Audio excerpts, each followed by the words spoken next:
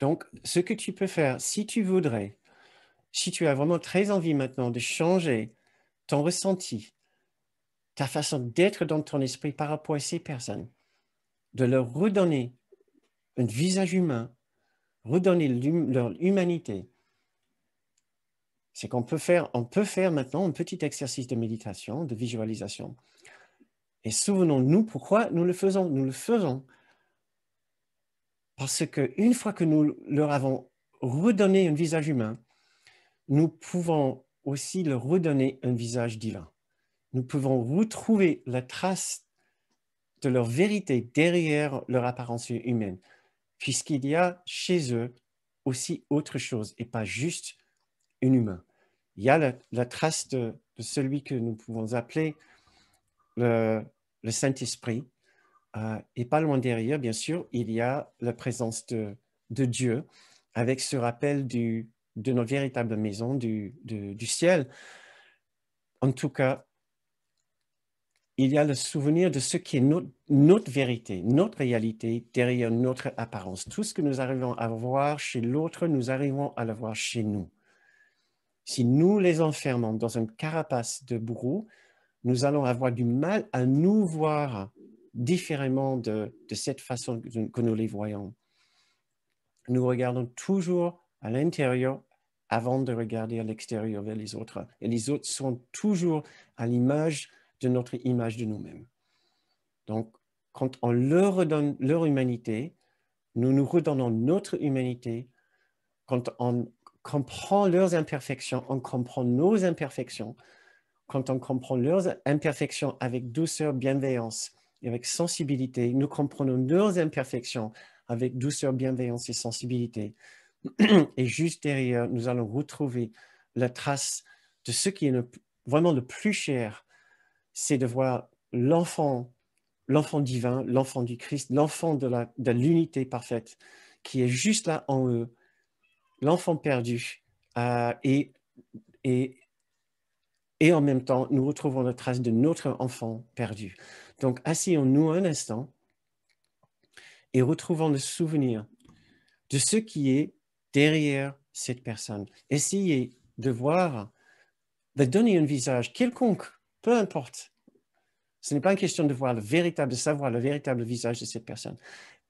Essayez d'imaginer cette personne peut-être en train de signer un décret dans son entreprise, une décision de son entreprise pour une campagne publicitaire mensongère.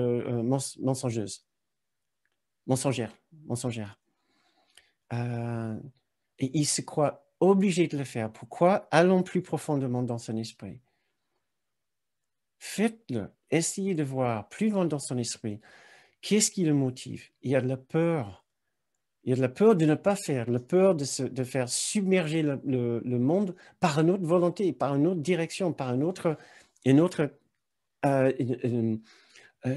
par d'autres choix qui sont à l'encontre des intérêts de son entreprise, des intérêts de sa fortune peut-être personnelle.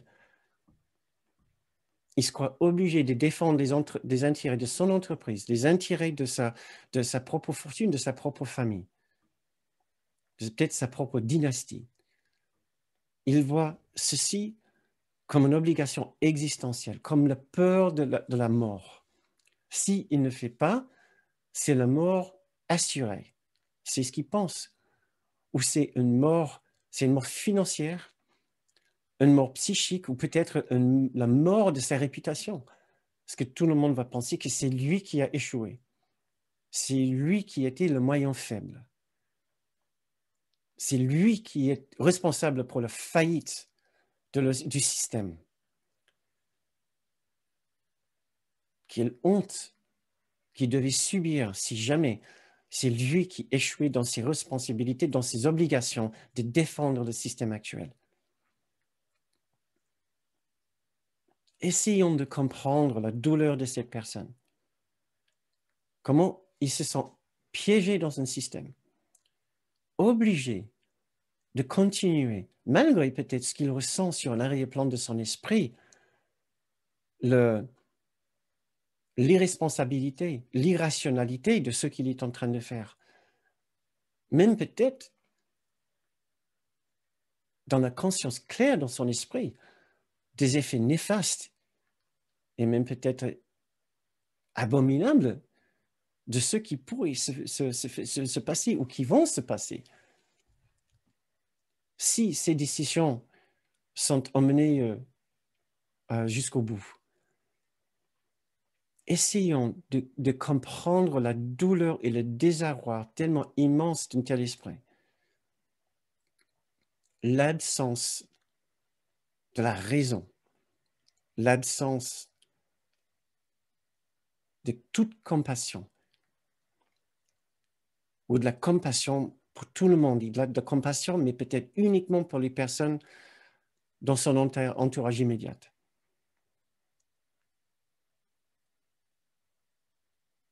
L'absence d'un esprit juste, l'absence de l'esprit juste qui vient du souvenir de la réalité derrière les apparences de ce monde. Il n'est pas vulnérable, il n'est pas en danger, mais il ne le sait pas. Il ne sait pas puisqu'il ne ressent plus du tout la présence de l'amour, l'amour immuable, l'amour éternel, de son guide intérieur.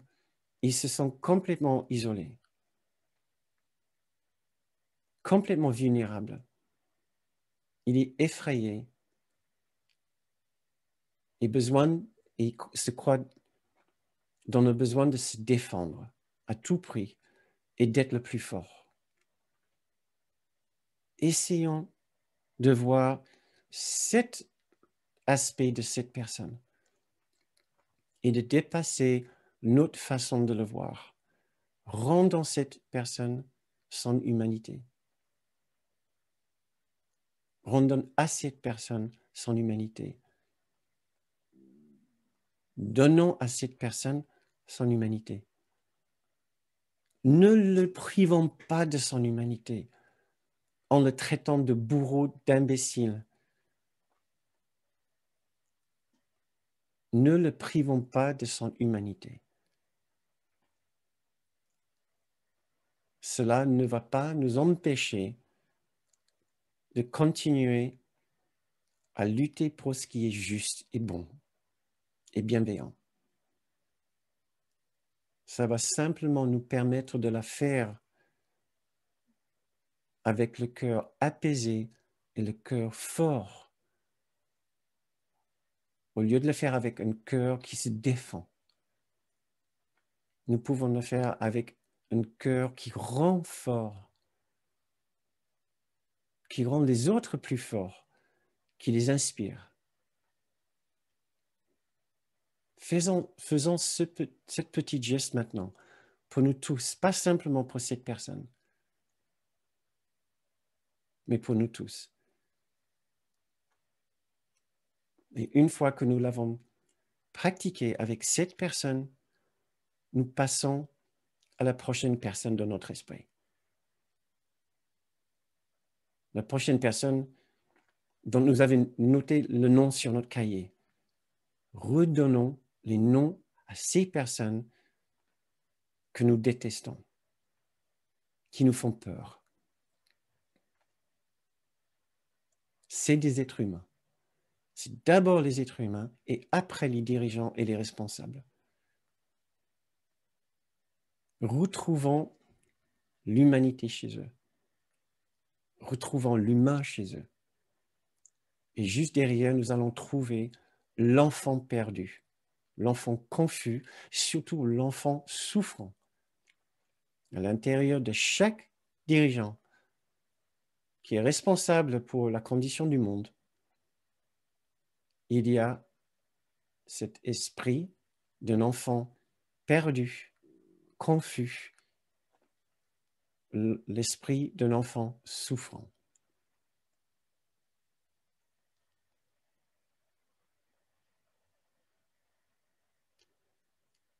Et je vous laisse, je te laisse continuer à faire cette méditation.